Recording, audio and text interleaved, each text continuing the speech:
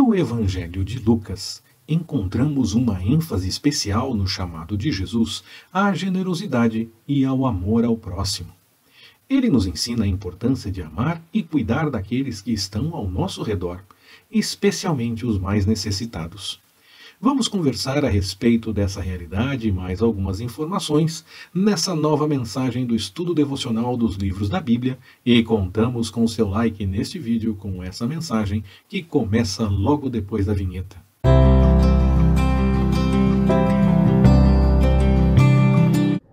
Olá, Pastor Ricardo na área, graça, paz e alegria. Esta é a terceira mensagem que nós temos para conversar mais a respeito do Evangelho de Lucas. E é a última. Eu digo que nós temos essa mensagem para conversar porque você pode participar desse bate-papo através do espaço de comentários. Eu aguardo o seu comentário.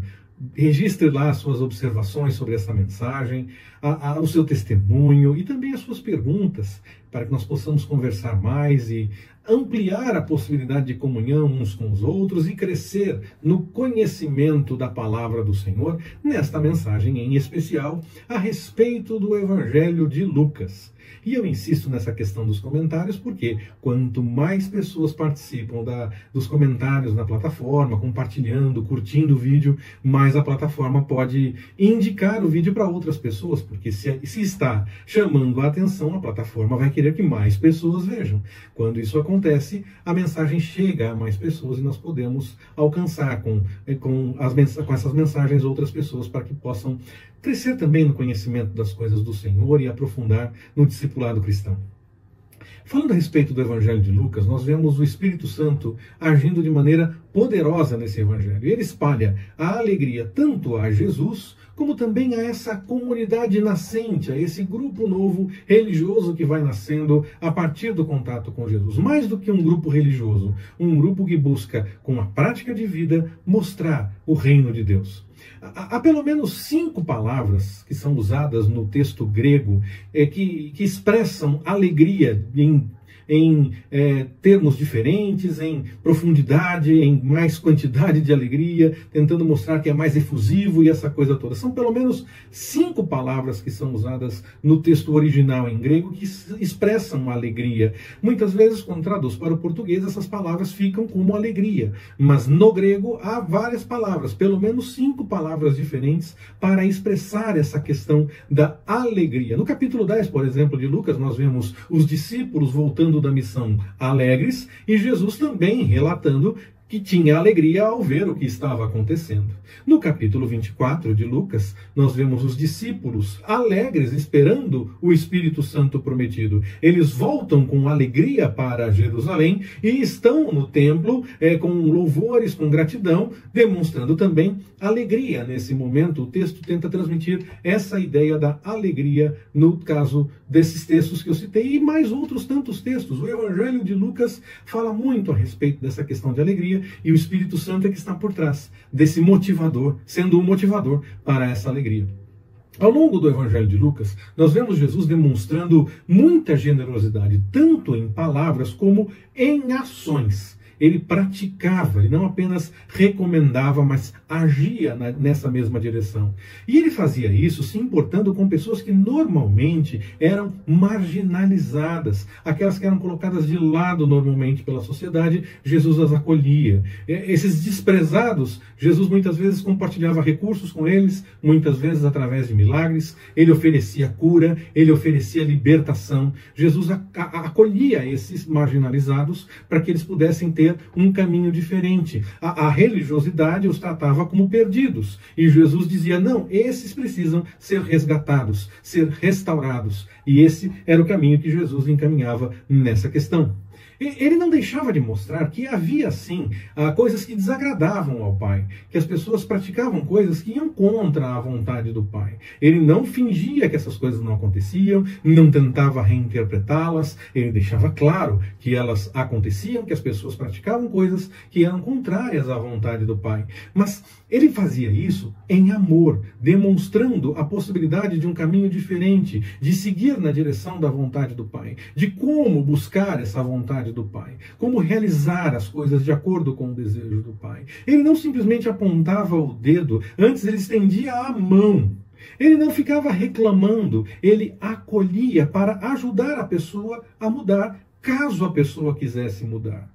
Ele não ficava nem aceitando o erro e nem cobrando de forma exagerada. Claro, quando nós falamos dos religiosos, Jesus era mais duro, porque a quem muito é dado, muito é cobrado. Os religiosos tinham mais estudo a respeito da palavra, eles precisavam praticar mais adequadamente as coisas da lei e tudo mais, porque eles tinham como estudar mais, eles conversavam mais, eles buscavam mais instrução, buscavam mais conversas. Era diferente das pessoas mais comuns.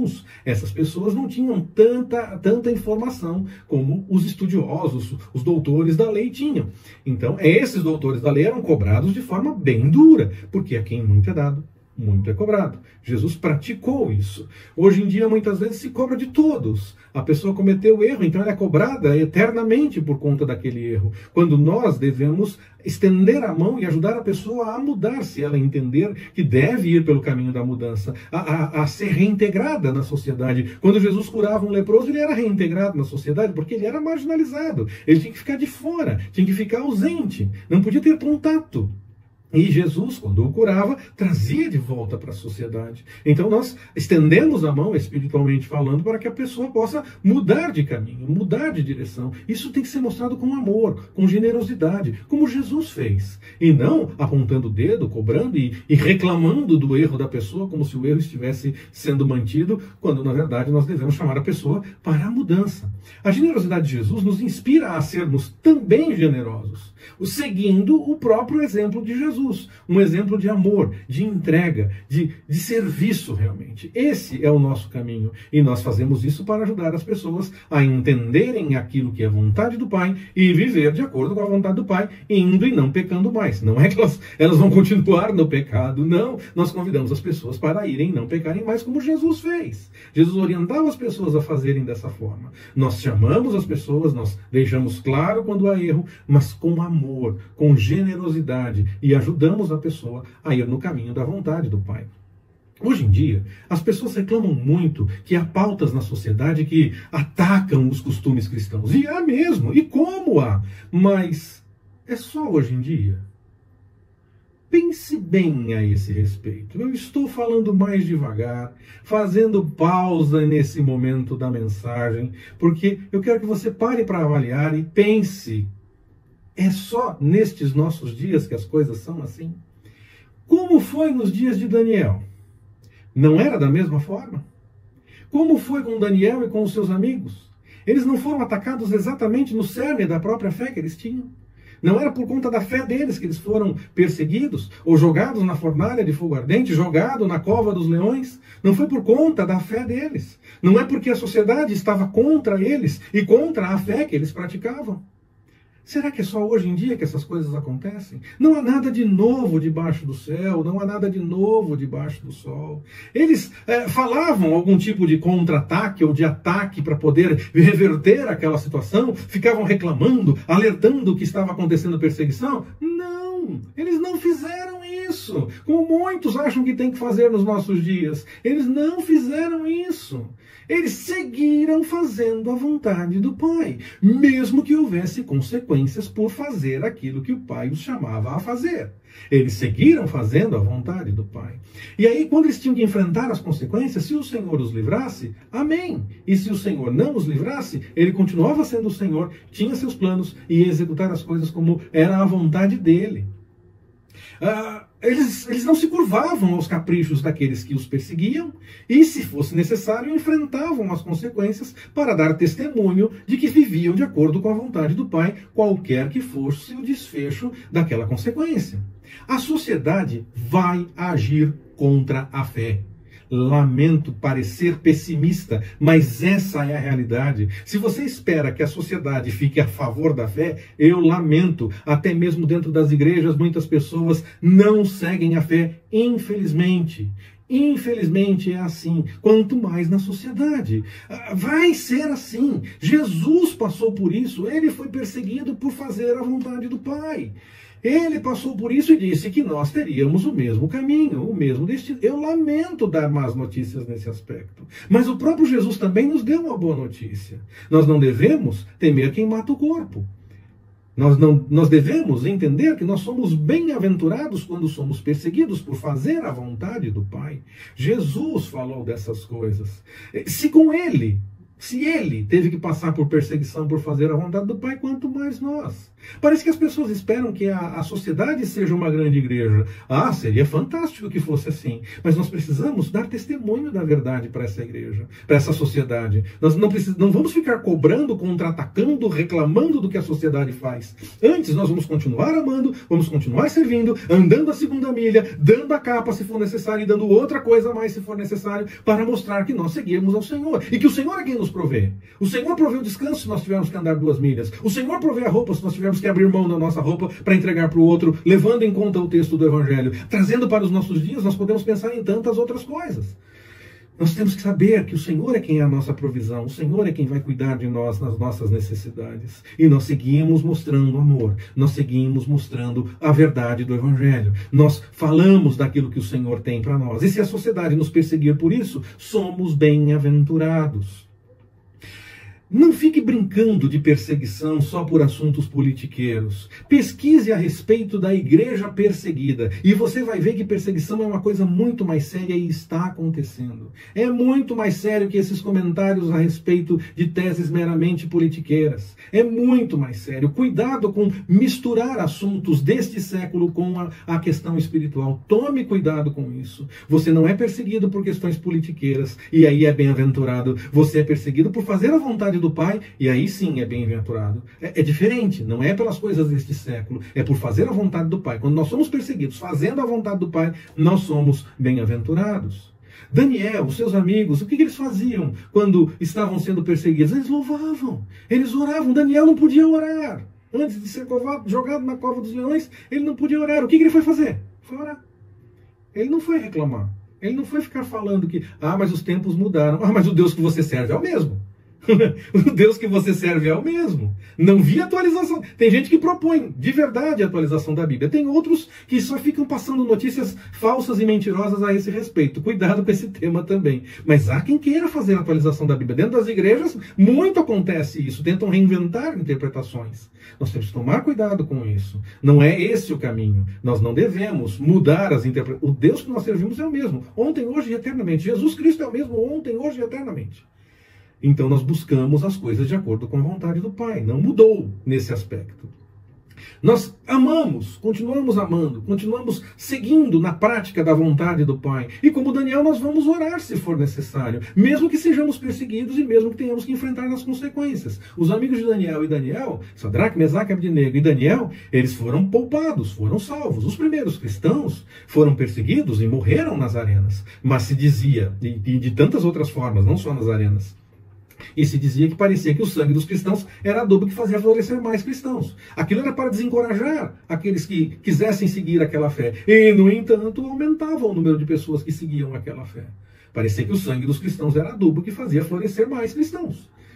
O Senhor tem seus propósitos, Ele cumpre da forma como Ele quiser. Se eu tiver que assumir consequências por seguir a vontade do Pai, Ele vai cumprir os propósitos dEle no meio de tudo isso. Se me salvar para dar testemunho, aleluia. E se eu tiver que ir para a eternidade, eu vou e vou feliz, crendo que estou contando com o cuidado do Senhor. Porque Ele é Deus, Ele vai cumprir os seus planos no meio de tudo isso, qualquer que seja o desfecho.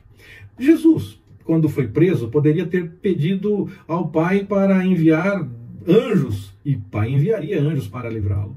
Ele se entregou, ele aceitou o que estava acontecendo. Siga o exemplo de Jesus.